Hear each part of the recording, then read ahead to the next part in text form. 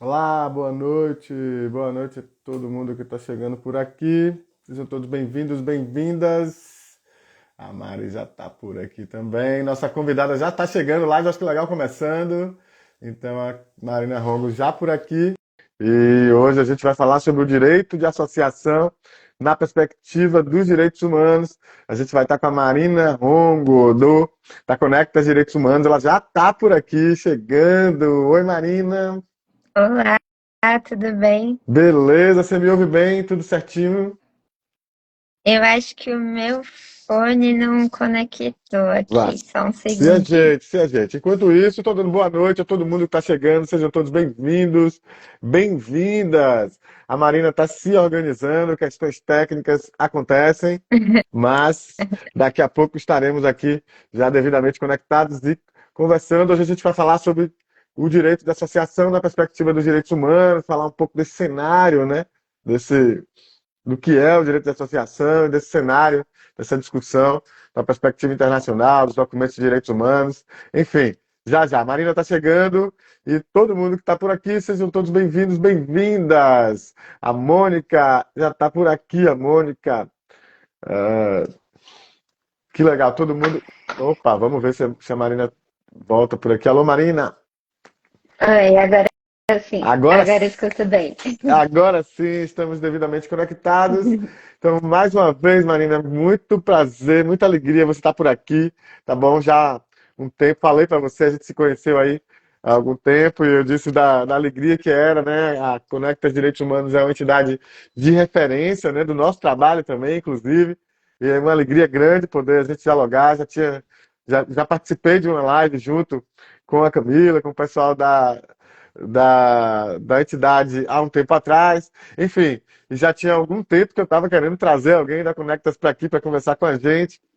Então agora deu certo. Então seja muito bem-vinda, tá bom? Aqui na nossa live. Falar de um tema que é espinhento também, até complexo, e a gente vai tentar trazer aqui de forma bem bacana, de forma de bate-papo, mas já quero registrar de logo a minha gratidão e a minha alegria, tá bom? Sinta-se à vontade. E para começar, Marina, eu vou dizer logo para você, aqui a minha tradição é a seguinte, eu não apresento meus convidados e minhas convidadas, eu digo quem é e devolvo a palavra, toco a bola para a pessoa para que ela se apresente e diga aí da sua trajetória, enfim, o que é que anda fazendo. Então é isso. Quem é Marina Rongo? Fala aí pra gente, pro nosso público. Seja muito bem-vinda. Obrigada, Lucas. É um prazer enorme. Aceitei o convite com muita alegria. Acho muito bacana o trabalho que vocês fazem, de difundir a informação, sobre os direitos, né, que as entidades da sociedade civil possuem, e não é nada óbvio, né? São muitas coisas que a gente precisa falar e que às vezes acaba ficando numa, né, com um conhecimento reprimido ali em poucas pessoas, né, poucas pessoas dominando de fato o assunto, quando na verdade a gente tem aí um universo de mais de 800 mil organizações que precisam saber dos direitos que possuem e que podem exercer, né? Então, fico muito feliz de participar de uma pontinha aqui do trabalho tão bonito que vocês fazem. Eu sou Marina Rongo, eu sou formada em Relações Internacionais pela Universidade Federal de São Paulo e também possuo um mestrado em Governança Global pela Pontifícia Universidade Católica de São Paulo também. E na Conectas, que é a organização que eu trabalho atualmente, eu sou assessora de enfrentamento à violência institucional e estou trabalhando também com esses temas sobre direito à associação das organizações e movimentos sociais, e especialmente o que está relacionado com a discussão sobre combate ao terrorismo, combate ao financiamento do terrorismo. Vou contar um pouco para vocês hoje o que tem a ver esses dois temas, onde eles se entrelaçam, né? E acho que é isso. Eu posso falar também um pouco mais da Conectas. A Conectas é uma organização de direitos humanos com 23 anos de atuação. é baseada aqui em São Paulo e ela tem por objetivo, tem como missão ampliar os direitos humanos no Brasil e no mundo a partir de uma perspectiva do sul global. E aí a gente trabalha diversos temas, temos diversos assuntos que a organização trabalha e esse é um deles. Muito bacana. Obrigado, então, mais uma vez, por você estar por aqui, tá bom? Assim, uma alegria muito grande, né? Deixe de logo, né? Você está por aqui, mas é uma representante de uma entidade super reconhecida, consolidada. E eu queria, de logo, mandar um abraço extensivo a toda a equipe, né? O trabalho de referência que vocês fazem, também a minha admiração, né? Já te disse isso pessoalmente e aqui de público também. A minha admiração pelo trabalho de vocês. Então, eu queria começar tratando desse conceito inicial, né? Daqui a pouco a gente fala até um pouquinho mais do trabalho da Conectas, enfim, mas eu queria trazer já esse conceito inicial desse direito de associação, né? Às vezes as pessoas, a gente costuma dizer, né?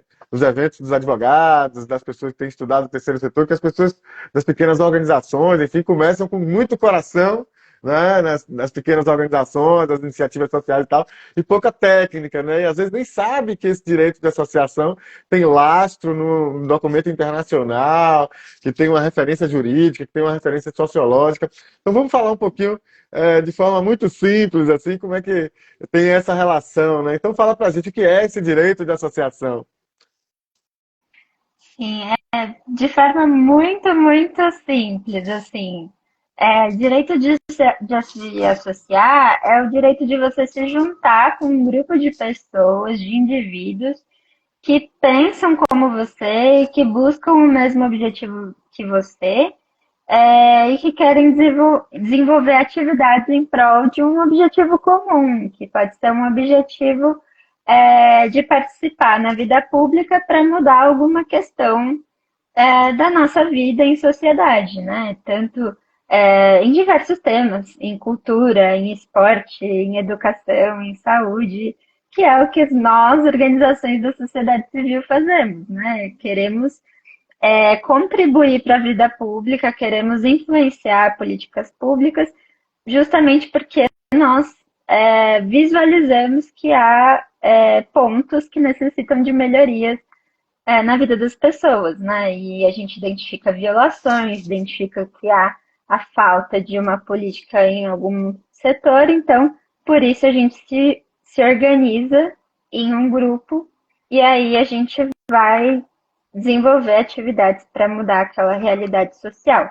Então, isso assim, sem trazer nenhuma definição legal, assim, mas para a gente entender do que a gente está falando, que todos nós aqui, sociedade civil, terceiro setor, estamos exercendo nosso direito quando a gente se organiza dessa forma. E esse direito, ele está previsto, né, em diversas normas legais.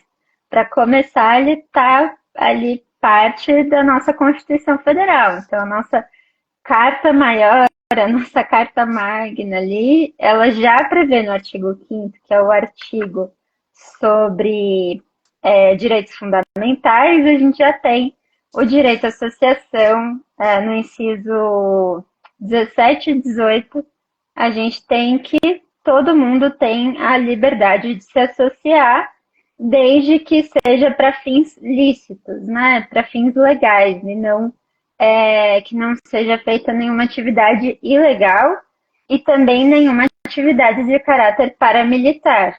Então, excluídas essas duas hipóteses, todo mundo tem o direito de se associar. Isso está na nossa Constituição e o inciso 18 do artigo 5º, que aí é muito importante a gente ter ele em mente, ele fala que a criação de associações e o seu funcionamento, ele independe da autorização estatal.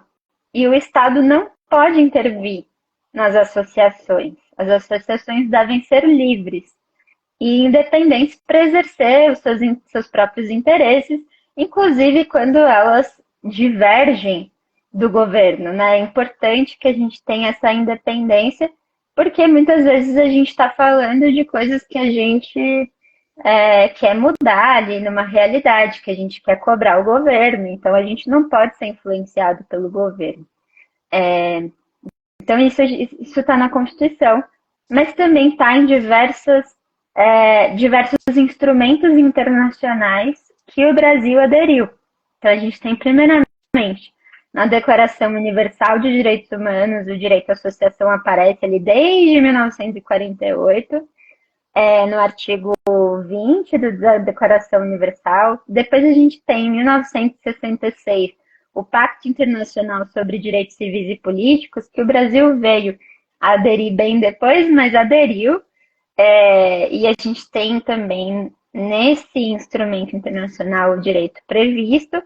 E a gente também tem na Convenção Americana de Direitos Humanos, que é um instrumento regional, vinculado à Organização dos Estados Americanos, que existe desde 1969. Então, é um direito totalmente respaldado em lei, em convenções, que a gente pode referenciar quando a gente luta por esse direito, que infelizmente a gente ainda precisa, não é uma coisa estabelecida, a gente ainda precisa brigar por esse direito. Muito bacana. E é importante também, acho que só acrescentar aí uma pitadinha de discussão, assim, que para há quem diga que esses direitos, não, estão lá nos decretos, nos documentos internacionais de direitos humanos, é perfumaria, não vale no direito real, no Brasil, no dia a dia. Esses, né, isso que a Marina trouxe também está respaldado no direito brasileiro, existem decretos, né, quando tem a legislação nacional, internacional, os pactos internacionais, eles são respaldados no direito brasileiro, passa por todo o processo legislativo e tal. Então, muitos desses documentos internacionais são legislação no Brasil e podem ser, né, solicitados e tal, são direito. Não é só perfumaria nem só vontade. Alguns são acordos políticos, mas nesse caso a gente está falando de direitos consolidados, inclusive constitucionalmente. Isso é super importante de trazer, não é isso, Marina? Falei alguma bobagem? Exatamente. Não, exatamente, exatamente. Quando a gente fala que o Brasil ratificou, é o termo que a gente usa, mas na realidade o que a gente quer dizer é isso, que o Brasil incorporou essas convenções de direitos humanos na sua própria legislação, no seu próprio ordenamento jurídico. Então, eles são válidos e eles precisam ser respeitados. E quem não Muito cumpre pode bacana. ser responsabilizado. Muito bacana, isso é super importante, hein, gente? Vamos ter isso bastante, isso bem em mente. Queria aproveitar, Marina, para dar uma boa noite aí, cumprimentar todo mundo que está chegando, sejam todos muito bem-vindos, muito bem-vindas. E cumprimentar também quem assiste depois. Porque, né? Boa noite, bom dia, boa tarde, boa madrugada aí para você que está assistindo depois. Porque muita gente assiste depois. As lives, de fato, caem de audiência depois de um tempo, né? Daquele boom da pandemia. Mas fica no YouTube. Aliás, o pessoal do Instituto Lélia Gonzalez que perguntou, fica gravado aqui no Instagram, fica gravado no YouTube, pode assistir depois, rebobina a fita.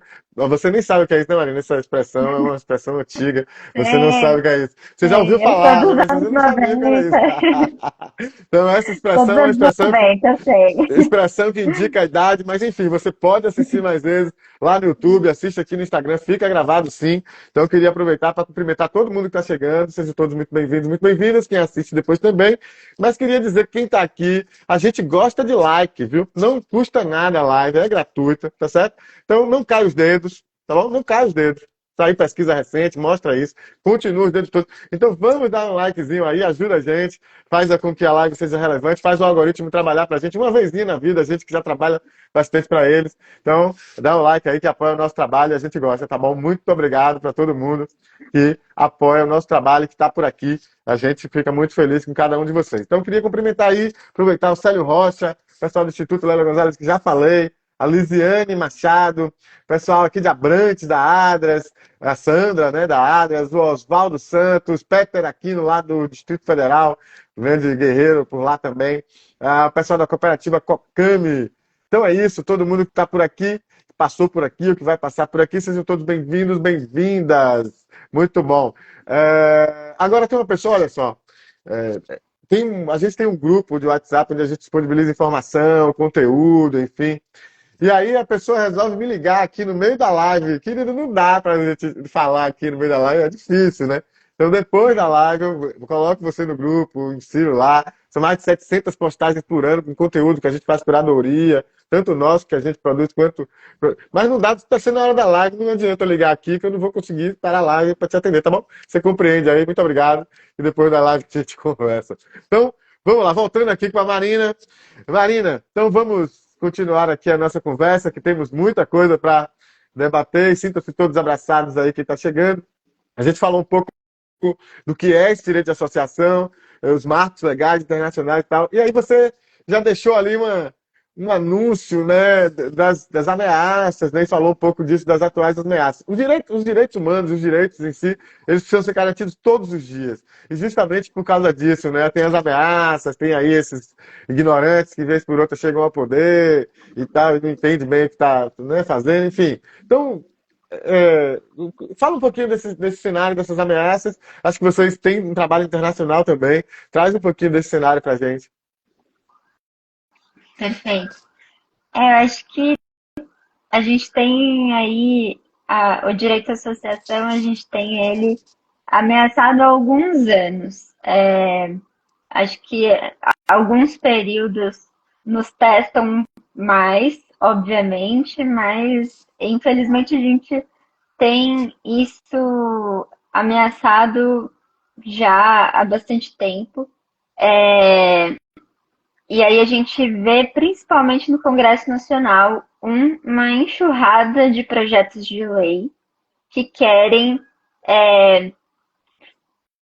impor algumas barreiras a esse direito. Então, a gente pode citar alguns que eu imagino que vocês já devem ter tratado, que há organizações bastante especialistas, como a BONG, como a BCR, como o GIF, organizações que estão olhando aí para a questão do financiamento, para a questão dessa parte burocrática das organizações, né, o que as organizações enfrentam com os bancos, né, para serem incluídas no sistema financeiro. Acho que a Conectas não é tão especialista nessa parte, a gente acompanha, mas a gente se tem esses parceiros que são bastante especialistas nisso, mas eu posso citar aí alguns projetos que, por exemplo, a gente teve a CPI das ONGs, né? Acho que o pessoal aqui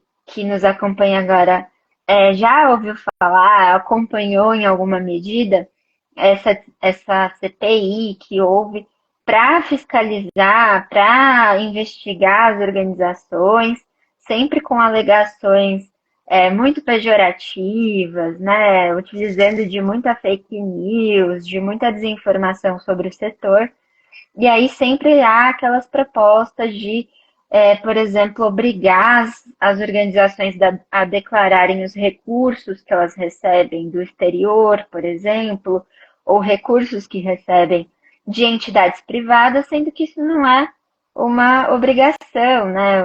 O terceiro setor ele já é altamente regulado, né? A gente tem o marco legal das organizações da sociedade civil, a gente já tem inúmeras obrigações ali que a gente cumpre, inúmeras garantias e certificados que a gente precisa cumprir. Então, a gente não precisa mais imposições, né, de legislações querendo promover essa criminalização burocrática. Então, acho que isso é um ponto. Mas o outro ponto que a Conectas olha bastante, aí mais pensando nos direitos humanos, do ponto de vista do livre exercício da liberdade de associação e da não criminalização, a gente, a gente percebe muito que isso vem acompanhado, esse tipo de intencionalidade de querer criminalizar ativistas, por exemplo, manifestações democráticas, protestos, grupos de oposição ao governo, né? Isso apareceu bastante no governo anterior, são projetos de lei geralmente para mudar a lei antiterrorismo, né? A gente tem a lei antiterrorismo, que é a lei 13.260 de 2016, que também foi uma lei muito controversa, chegou lá em algum momento, mas hoje em dia há diversos projetos que querem mudar essa lei, e aí a nossa maior preocupação é que esses projetos eles possuem uma linguagem por diversas vezes muito vaga, muito genérica, muito aberta.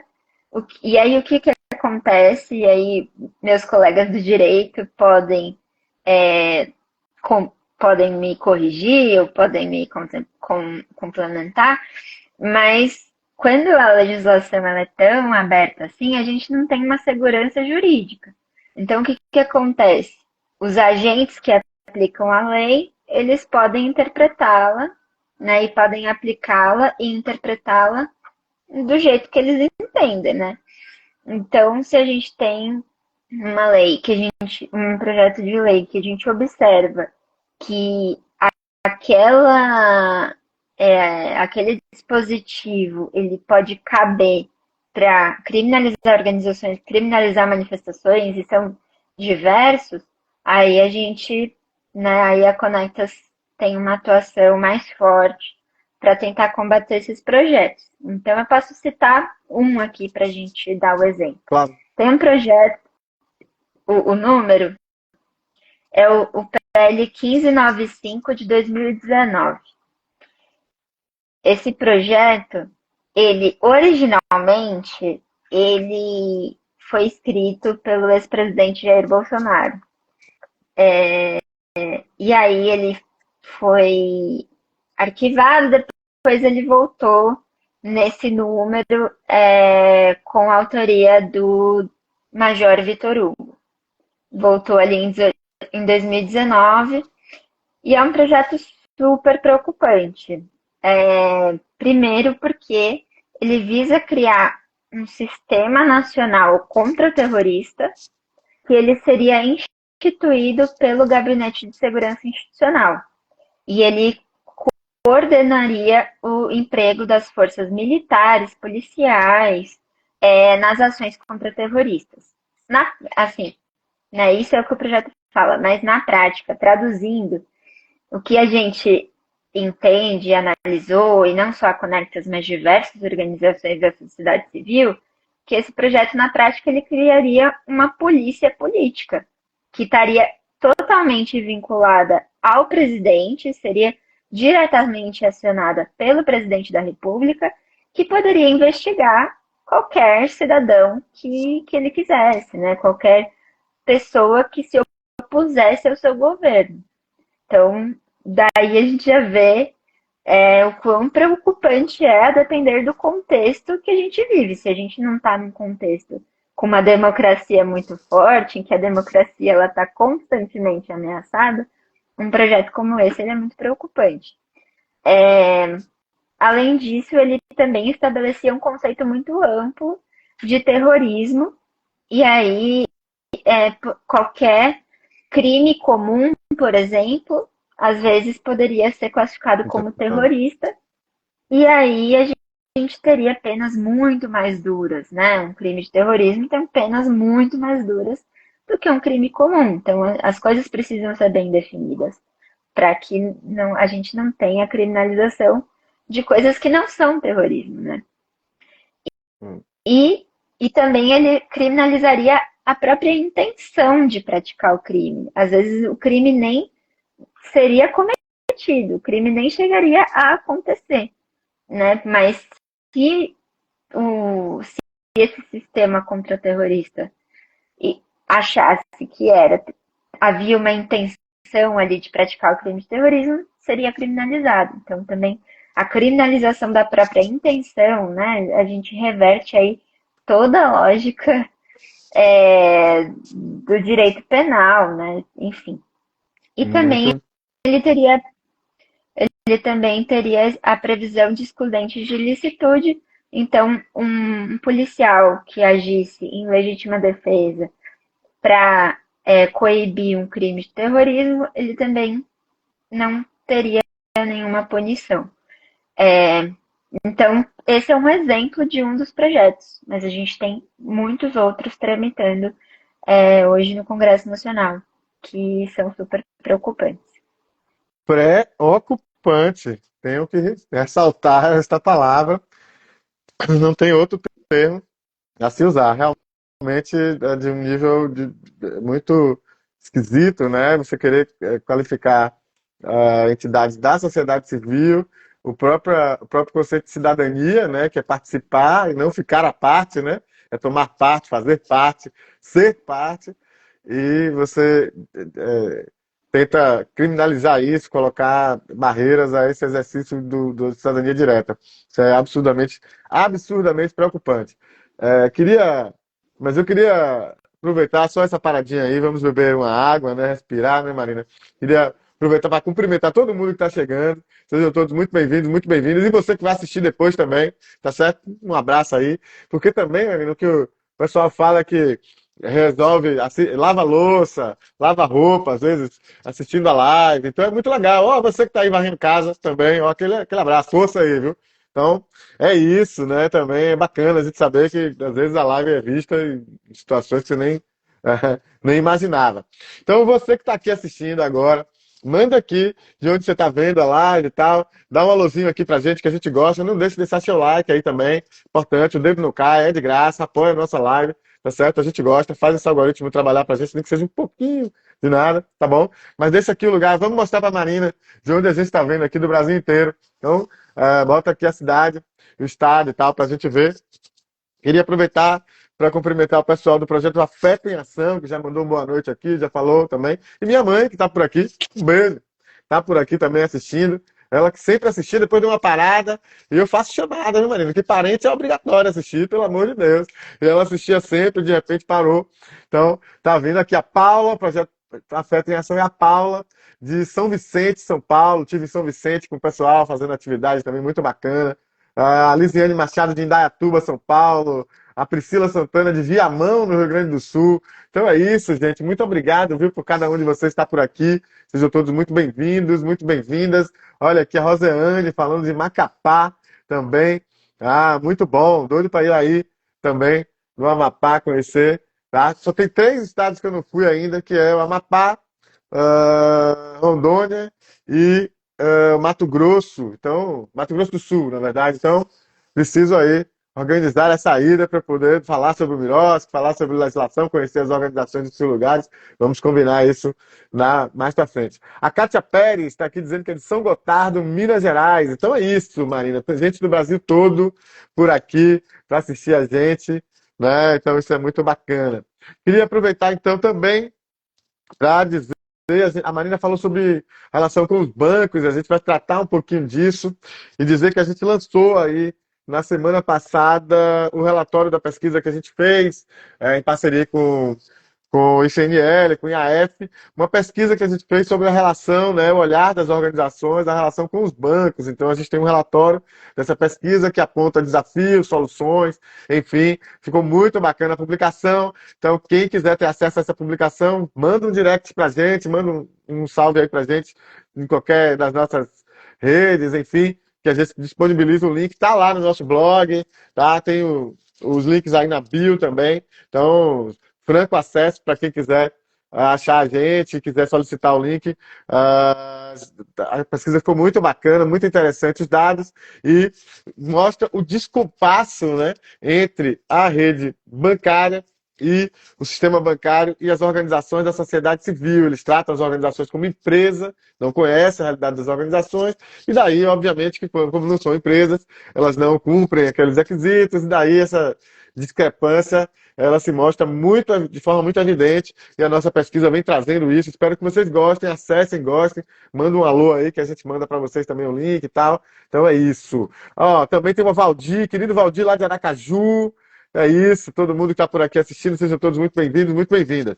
Vamos voltar então com a nossa querida Marina, para a gente poder tratar aqui do nosso tema, que é o direito de associação na perspectiva dos direitos humanos.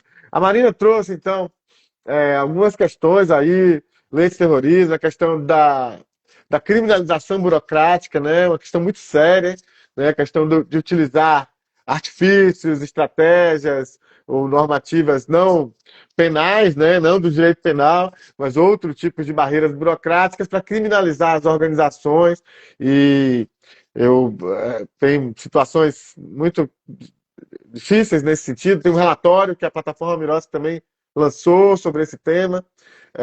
A gente tem tido alguns relatos também, Marina, de situações muito difíceis de criminalização burocrática.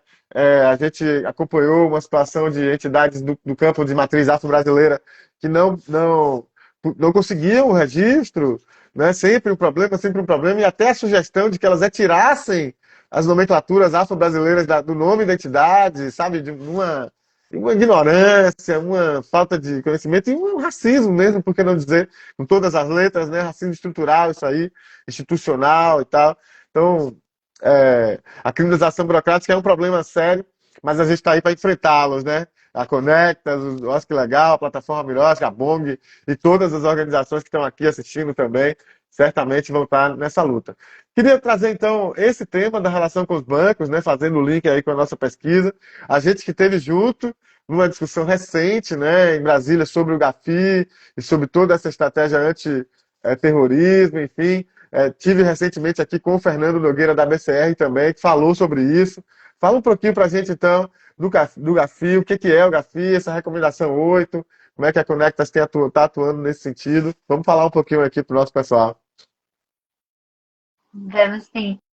Aliás, parabenizar vocês pela publicação. Ainda não tive a oportunidade de ler, mas estou bastante entusiasmada para ler. Muito Te mando já importante o já, te tema. mando já já. Obrigada. Não, vocês têm muita expertise nisso, observam as dificuldades de diversas organizações. Acho que essa sistematização, esse mapeamento é muito importante para a gente comunicar, né, os órgãos de denúncia, né? Acho que é muito importante mesmo para o nosso setor. Mas falando sobre GAFI, então, o que que é esse bicho de sete cabeças chamado GAFI? Se qualquer pessoa tiver qualquer dúvida, pode perguntar, porque eu mesma demorei muito para entender. É uma coisa muito complexa, muito nichada mesmo. Ninguém direito entende sobre esse assunto, assim, porque acho que ele foi feito para não entender, sabe? Acho que eles não querem que a gente entenda, porque aí para eles é mais fácil eles fazerem o que eles quiserem, sabe? Mas o GAFI, então, ele é uma sigla, né? GAFI é uma sigla para Grupo de Ação Financeira Internacional. Esse grupo é um órgão intergovernamental que é baseado em Paris, na França, e ele foi criado em 1989 pelos países do G7, que são as sete maiores economias. E ele foi criado com a finalidade de estabelecer parâmetros internacionais voltados à prevenção e combate à lavagem de dinheiro. Tá? Em 1989, esse era o escopo desse grupo. Só que aí, depois de 2001, o que aconteceu em 2001? Os ataques terroristas do 11 de setembro. Depois desse episódio, esse grupo ele também passou a englobar na sua atuação o combate ao financiamento do terrorismo. E aí que a coisa fica difícil para o nosso lado. E aí vou explicar por quê. Bom, vou explicar. Então, o GAFI, nesse escopo de atuação dele, de combate, prevenção à lavagem de dinheiro e ao financiamento do terrorismo, ele criou 40 recomendações. Então, os estados que estão ali submetidos a essa avaliação do GAFI, o Brasil, inclusive, eles têm que seguir essas 40 recomendações. Eles precisam implementar essas 40 recomendações. E aí, qual é a recomendação que nos importa como sociedade civil? A recomendação 8. Essa recomendação, ela fala sobre o risco de organizações da sociedade civil serem usadas para lavagem de dinheiro e financiamento do terrorismo. Então aí a gente já vê na origem é uma recomendação complicada. Ela passou por várias reformulações, né? Hoje a escrita dela é muito melhor do que ela surgiu, porque ela surgiu com esse preconceito mesmo, assim, com as organizações.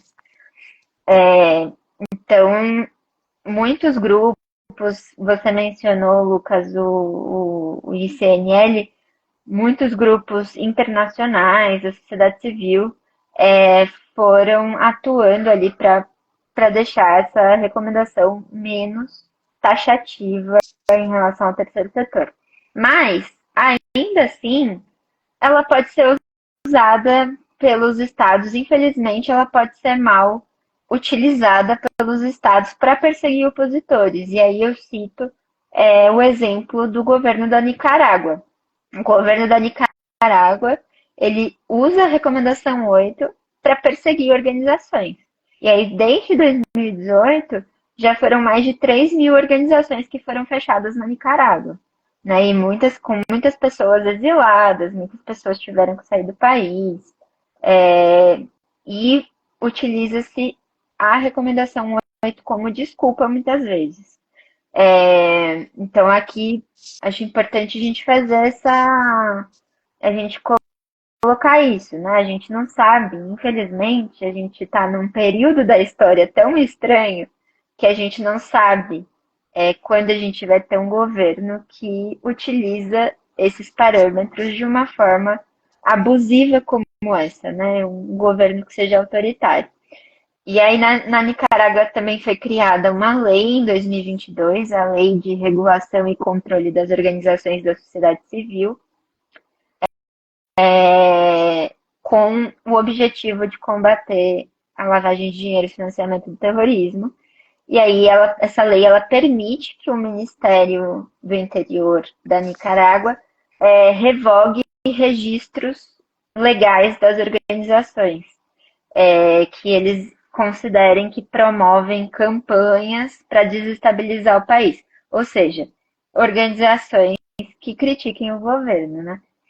Então, olha o perigo que pode ser a má aplicação de um parâmetro internacional como esse. Então, a Conectas começou a olhar para a GAFI, a gente não sabia da existência desse órgão, a gente começou a olhar para ele na criação da Lei Antiterrorismo do Brasil, né, que eu mencionei aqui, a 13.260, porque era uma lei que era uma lei na sua origem que ela era potencialmente muito ruim para as organizações. Muito, É, tem, muito interessante isso, a gente precisa ficar muito atento.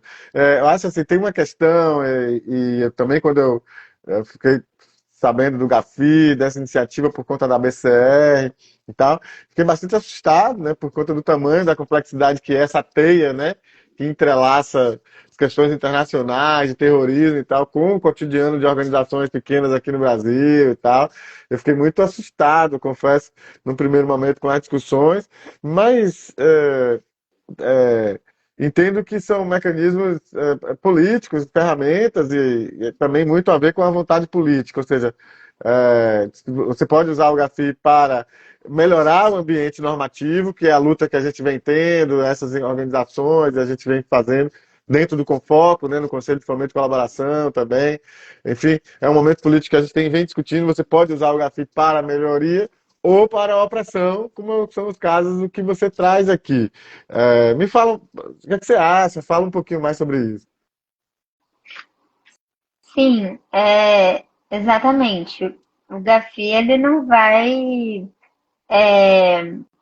se um governo utilizar de uma forma errônea uma recomendação do GAFI para criar uma lei que persiga as organizações, o GAFI ele já emitiu, né, declarações de que isso não deve ser feito, mas, né, não vai insistir porque não é a competência dele. O GAFI não vai insistir para que os governos cessem esse tipo de mau uso, tanto quanto eles insistem para os governos mudarem legislações sobre lavagem de dinheiro e financiamento do terrorismo. Essa é a competência deles. Então, eles estão olhando para isso. Os impactos e as consequências do que vem, infelizmente, a gente acaba tendo que lidar com essas consequências indesejadas com os nossos próprios governos. Porém, um adendo que eu coloco é que a pressão exercida por esse órgão é muito grande, porque ela mexe com economia. O que mexe com a economia, os estados vão querer atender, né? Então, a gente tem aí, porque se esse órgão, se o GAFI, ele decide que o seu estado não cumpriu com alguma recomendação, depois de diversas avaliações que ele fez, ele vai colocar o país numa lista de governos que ele não recomenda que recebam financiamento. Ele vai declarar ali que aquele governo ele não é confiável nas relações econômicas entre os países. E isso é muito grave.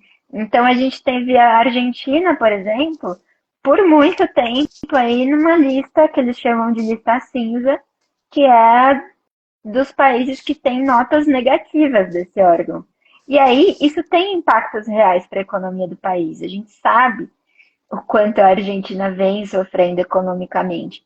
Então, não é simples a gente um país não responder às recomendações desse órgão. Então, por isso que a pressão que esse órgão exerce é tão séria para os países. E a gente tem esse órgão pressionando o Brasil, pressionou em 2016 para a criação da lei antiterrorismo, e a gente sabe como foi a tramitação dessa lei, Sim. que foi uma lei que foi escrita pelo governo federal, mas que foi enviada para o Congresso em regime de urgência. Então, a gente não teve abertura para o debate público, foi uma lei que tramitou com muita celeridade, e aí foi muito difícil da gente conseguir influenciar a escrita dessa lei, ainda que se conseguiu incluir uma salvaguarda para movimentos sociais, para que não fossem criminalizados, mas isso periga cair agora, porque o GAFI está fazendo essa pressão para tirar essa salvaguarda dessa lei e para incluir a motivação político-ideológica entre as razões do cometimento do crime de financiamento do terrorismo. Então, assim, o que é uma motivação político-ideológica? Todos Qualquer coisa. nós temos motivações, qualquer coisa. Todos nós temos motivações políticas e ideológicas, né? Então, ninguém tem uma posição neutra, né? Não, de Então, fato. é muito preocupante. Sei. De fato. Marina, eu queria. A gente está caminhando aqui, não necessariamente já no finalzinho, mas estamos caminhando aqui na nossa conversa. Eu queria aproveitar para cumprimentar todo mundo que está chegando por aqui. Sejam todos bem-vindos, bem-vindas. Estou aqui com a Marina Rongo, da Conecta Direitos Humanos. A gente está falando sobre o direito de associação na perspectiva dos direitos humanos. E eu queria já aproveitar para convidar todo mundo para a próxima live. Próxima live já é na semana que vem, então é sem espaço, non-stop aqui dessa vez. Então é já na semana que vem, terça-feira, 19 horas, aqui no mesmo bate-canal, no mesmo bate-horário. Terça-feira, 19 horas, como já é tradicional. E eu vou estar aqui com uma dupla, o Daniel Maris e a Olga Loyola, eles que são advogados e presidente e vice-presidente da Comissão de Direito do Terceiro Setor da OAB do Ceará. A gente vai falar sobre a implementação do marco regulatório do MIROSC lá no Ceará. Então vamos ter uma boa conversa, né, com o Daniel e a Olga. Dia 3 de junho, então, próxima terça-feira, né, Daniel Maris, Olga Loyola, implementação do Mirosco no Ceará, aqui, né, no nossa live, olha que legal. Marina, a gente tem o maior banco de dados de legislação do terceiro setor, está lá no nosso site, né, de toda a regulamentação do Mirosco, são mais de 1.000, são 1.010 municípios que eu estava vendo hoje, só de municípios, fora estado, tal e tal. E também a gente tem o maior registro de discussões sobre o marco regulatório, sobre o Miroski nos contextos diversos. Então, várias cidades, vários estados, situações, né, e lugares diversos, para a gente entender, até para os próprios gestores de lugares, né, poderem trocar experiência e dialogar com quem está por aqui. Dessa vez, então, a gente vai falar sobre o Ceará, vamos colocar o Ceará aí também nessa roda de discussão. O Daniel é um grande advogado, uma figura extraordinária, vice-presidente da Comissão Nacional de Direito do Terceiro Setor, né, também vem fazendo um grande trabalho a nível nacional e lá no Ceará.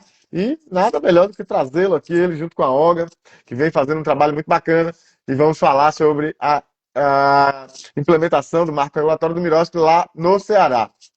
E também aproveitar para lembrar todo mundo que baixem, acessem o relatório da pesquisa que a gente fez da relação das organizações com os bancos.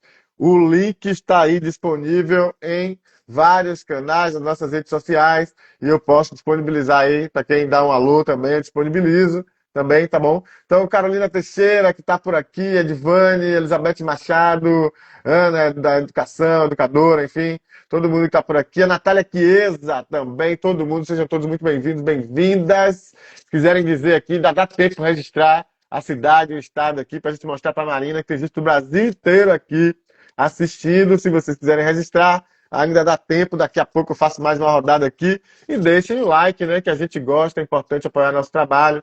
Então faz o algoritmo trabalhar para a gente um pouquinho só, não só a gente trabalhar para eles. Tá bem? Então, muito obrigado pela atenção de cada um de vocês, a quem está assistindo agora, quem vai assistir depois, tá bom? Muito obrigado. Então é isso. Queria chamar aqui, então, a Marina de volta para a gente falar uma coisa. Assim, você estava falando de uma questão, né, e eu ouvindo, e essa questão do GAFI e do direito de associação e das ameaças a esse direito. Eu que sou entusiasta do direito de associação e da mobilização popular, comunitária, enfim, fico sempre muito preocupado com essas ameaças. E aí eu me lembrei do Mauri Cruz, né, do advogado gaúcho, da Bong, enfim. E o Mauri sempre critica uma coisa que é o pressupor a má-fé, né? Pressupor a má-fé das organizações da sociedade civil. O que é que ele diz? Ou seja, você tem várias empresas que fraudam licitações, etc e tal, e você não quer demonizar as empresas, você não quer acabar com as empresas. Não é isso? Agora, você teve uma ou duas ONGs que tiveram fraude, que cometeram. Pronto, as ONGs são um problema, todas as organizações e tal, e você já pressupõe a má-fé. Né? Nas parcerias são assim também, com as licitações, com a empresa que constrói a ponte, né, o governo contrata e depois cria a ponte. Ok. Com a entidade social, ele contrata o atendimento de 10 crianças durante. Né? Ele não só quer saber se atendeu as 10 crianças, como ele quer saber a água mineral que comprou, se foi assim, se foi assado, se fez 3 orçamentos, se não fez, etc. Então, já pressupõe a má-fé. Por que você não pediu a nota fiscal da água que se viu aos peões, aos trabalhadores da obra? Não, não pediu. Mas da escola você tem que pedir até a notinha de não sei o quê. Como é isso, né? Então, pressupõe má-fé.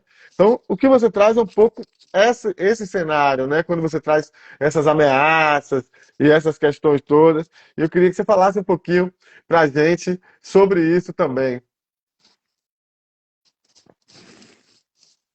Sim, exato.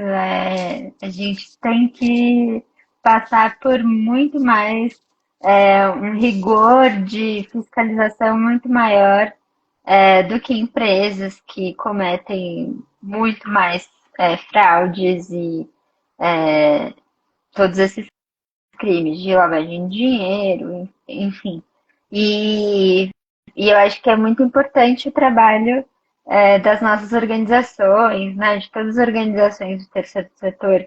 Eu acho que é um tema em comum a todas nós, né? Todas nós temos outras pautas que defendemos, mas acho que esse é o tema em comum a todas, né? Porque todas, em alguma medida, acho que organizações menores acabam sofrendo muito mais e como você falou, organizações do movimento negro acabam sofrendo racismo, a gente vai somando aí outras questões de marcadores sociais de diferença que infelizmente estão enraizadas e estruturalizadas na nossa sociedade e vão se somando a isso. Então a gente tem organizações que sofrem muito mais essa cobrança abusiva de transparência, né? E aí a gente volta lá no começo que a gente falou da nossa Constituição, de lembrar da nossa Constituição. O Estado não pode interferir, nem o Estado, nem qualquer ente privado pode interferir na nossa atuação. Então, por que, que a gente tem tanta essa necessidade, né? Projetos de lei querendo criar um sistema de fiscalização de organizações que recebem recurso do exterior. Isso, né, inviabiliza demais na prática. A gente sabe que inviabiliza demais a nossa atuação.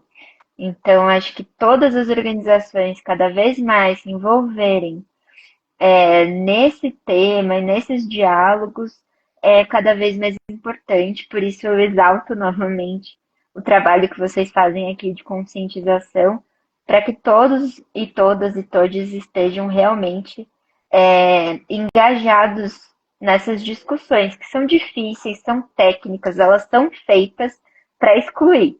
Eu, eu bato nessa tecla. Sabe, o que que é GAFI, né? A gente tem que correr atrás sempre, porque ninguém explica pra gente direito. As pessoas sempre excluem as organizações dessas discussões. Mas só para complementar também, para também finalizar aqui, o que eu queria trazer é que a Connectus também tem denunciado isso internacionalmente. Eu acho que um escopo da nossa organização é essa veia internacional, essa atuação internacional. Então, a gente se utiliza bastante de mecanismos internacionais de direitos humanos para fazer denúncias. Então, a gente já utilizou, por exemplo, na ONU, a revisão periódica universal, por exemplo, existe esse mecanismo da ONU, que todos os estados passam por essa revisão a cada 4 anos. E a gente sempre contribui enviando relatórios sobre a situação do Brasil em diversos direitos, e a gente sempre coloca o direito à associação como um direito ameaçado, coloca esses projetos de lei que são extremamente preocupantes, e aí a gente recebeu, o Brasil recebeu recomendações nessa revisão, na última revisão que foi feita, para que o país se opusesse a projetos de lei com esse caráter de criminalização da sociedade civil, principalmente esses projetos antiterrorismo, que na verdade são utilizados para a criminalização da sociedade civil. E a gente também tem um mandato da ONU é, sobre liberdade de associação. A gente tem uma relatoria especial da ONU. O que, que é uma relatoria especial?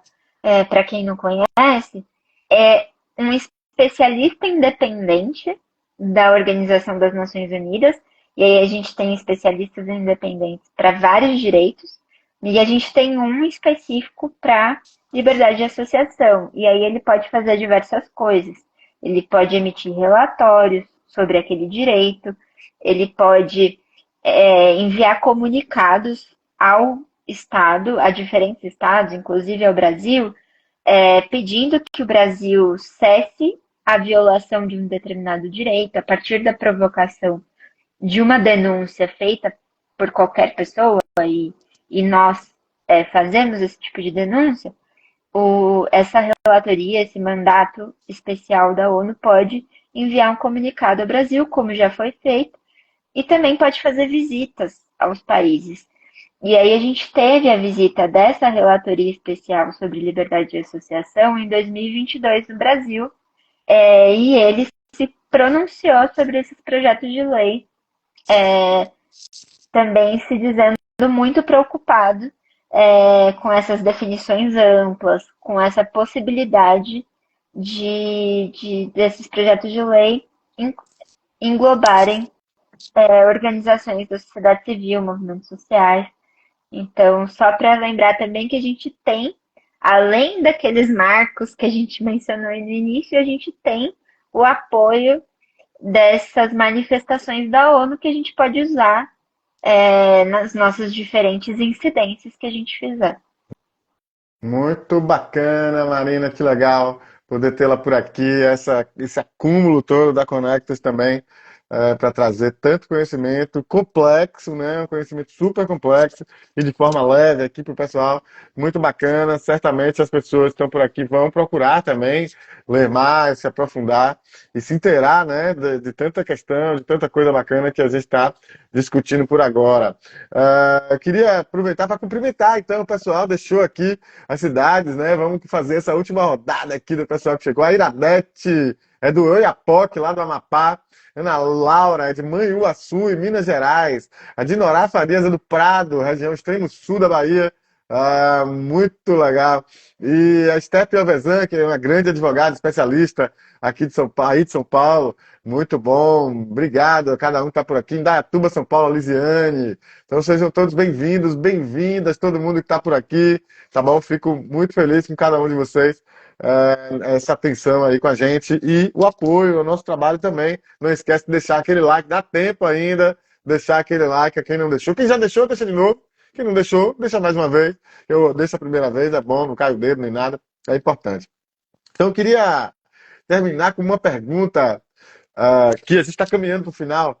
E veja, eu falo isso sempre, mas é isso, né? Porque live, quando é boa, Marina, a gente pisca o olho, ela tá acabando, né? Começa sempre assim meio tímida, aí depois daqui a pouco a gente engata o assunto e tal, daqui a pouco pisca o olho, tá acabando. Então, é isso que está acontecendo. Mas antes de terminar, tem uma pergunta que a gente sempre faz, porque você falou uma coisa interessante, né? Que como essas discussões, às vezes, elas são feitas para excluir as organizações. A gente tem. E eu fico triste de ouvir isso, e feliz ao mesmo tempo de saber que nós estamos exatamente fazendo o contrário disso, né? Nós estamos aqui abrindo o canal, com todas as redes sociais abertas, para essas discussões virem aqui e serem acessadas pelas organizações, seja qual tamanho, seja como for, tal. Então a gente não exclui as organizações, aqui é para incluir as organizações. Então sempre essa é uma pergunta que a gente sempre faz no final, geralmente faz no final, justamente para poder localizar um pouco também essas organizações. Porque às vezes as pequenas organizações, mas elas veem essa discussão, direito de associação, direitos humanos, o que é que eu tenho a ver com direitos humanos? Eu não estou conseguindo pagar a conta de luz. Então, que é a realidade das pequenas organizações do país. Então, é isso que eu ouço todos os dias nas nossas redes, todas as demandas que a gente ouve todos os dias, é muito isso. Então, eu sei que você não vai ter a resposta para tudo, óbvio, nem solução mágica, que não existe, mas eu queria só que você dissesse um pouquinho para a gente assim, o que essa discussão toda do direito de associação tem a ver com essa realidade dessas pequenas organizações? Né? Como é que a gente pode se apropriar disso? Como é que elas podem se apropriar? Como é que eles podem se beneficiar desse conhecimento e tal? Então, traz um pouquinho aí esse recado para as pequenas organizações. Sim, perfeito. É, é isso, né? O que que um órgão lá baseado em Paris tem a ver comigo que estou querendo fazer um trabalho aqui no meu bairro, né? Tem tudo a ver. Então, é isso. Se esse órgão ele influencia uma lei federal, essa lei federal vai valer para você e para o seu bairro. Então, assim, infelizmente é isso. A gente tem esse diagnóstico que são discussões técnicas difíceis que excluem e que a gente tem esse panorama, como você bem colocou, né, de um preconceito, de uma que partem de que as organizações têm má fé, né? Então, a gente tem que estar muito atento, às pequenas organizações, principalmente porque elas são, infelizmente, as primeiras afetadas, né? Elas estão na ponta. Então, qualquer manifestação que vocês participarem eventualmente, qualquer mobilização que vocês tentem fazer, e se isso estiver de alguma forma criminalizado ali, a gente sabe que diversas associações e pequenas organizações acabam enfrentando grandes problemas, né? A maioria das vezes são elas que enfrentam os grandes problemas, Sim. que enfrentam autoridades, que enfrentam a polícia, que enfrentam, né, enfim, os agentes públicos. E se a gente tiver alguma lei que seja amplo o suficiente, pouco definida e que possa valer para qualquer mobilização que vocês fizerem aí no seu bairro, aí na sua cidade, aí no seu estado, na sua escola, enfim, isso vai valer para vocês e, infelizmente a gente sabe quem é que vai sofrer as consequências primeiro, né? São as pessoas mais vulnerabilizadas. Então, é muito sério que a gente acompanhe esse tema.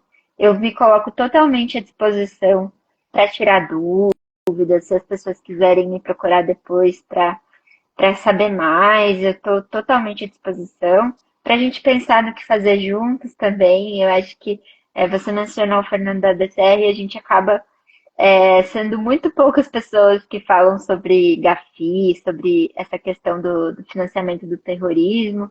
Então, quem tiver interesse, quem tiver quiser saber mais sobre isso, a gente se coloca à disposição para fazer coisas juntos também. Então, acho que é isso. Infelizmente, não tenho respostas, soluções, mas eu acho que a gente se fortalece na nossa união, né? Então, É é isso. Muito obrigado, Marina. Olha, minha gratidão por você estar por aqui. De novo, manda um abraço a todo mundo, a equipe inteira da Conectas, a minha admiração, a inspiração também para o nosso trabalho, também é o trabalho da Conectas, que vem nutrindo, né? Também a sociedade civil com a informação sobre direitos. Então, super importante a comunicação que vocês fazem, a luta que se faz lá em âmbito internacional e como traz isso para a base também. Isso é super importante e a gente tem muita admiração. Então, leve isso para toda a equipe, com um abraço muito apertado. E a alegria, né, de ter você aqui, você veio conversar comigo, mas não é só comigo, é com o nosso público, isso é de uma alegria muito grande para nós. Essa é a nossa missão, democratizar a informação, trazer de forma leve um assunto que é tão complexo e espinhento, e a gente cumpriu isso aqui, dando risada, foi super bacana, é isso, a ideia de a gente ter um bate-papo, não estamos presencialmente, mas sim, no máximo possível, um bate-papo, como se estivéssemos numa sala e tal, ia ser super importante. Fico muito feliz, tá bom? Minha gratidão novamente. Então deixa aí suas honrosas despedidas pro pessoal, um alôzinho, um tchau, enfim, com você. muito obrigada, pessoal. Um abraço apertado em todo mundo.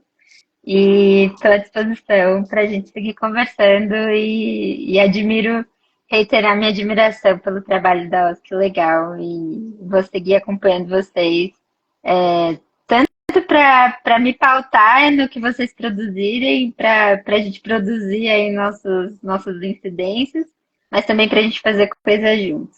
Opa, Um com certeza. abraço para todos. Um abração para você, querida, mais uma vez, muito obrigado. E terminar agradecendo a todo mundo que está por aqui, todo mundo que vai assistir depois, muito bacana. Convidar todo mundo lá, eu acho que legal, semana que vem, novamente, terça-feira, 19 horas, aqui, nesse mesmo Bate-Canal. A gente vai estar falando sobre a implementação do MIROSC, né, do Marco Regulatório no estado do Ceará.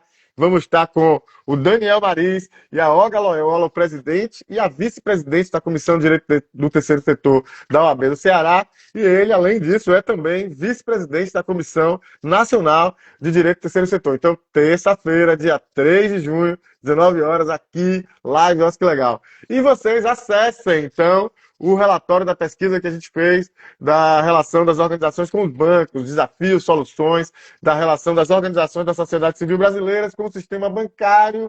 É isso, meu povo. Até a próxima terça-feira. Obrigado, Marina. Obrigado a todo mundo. Até a próxima. Tamo junto. Valeu.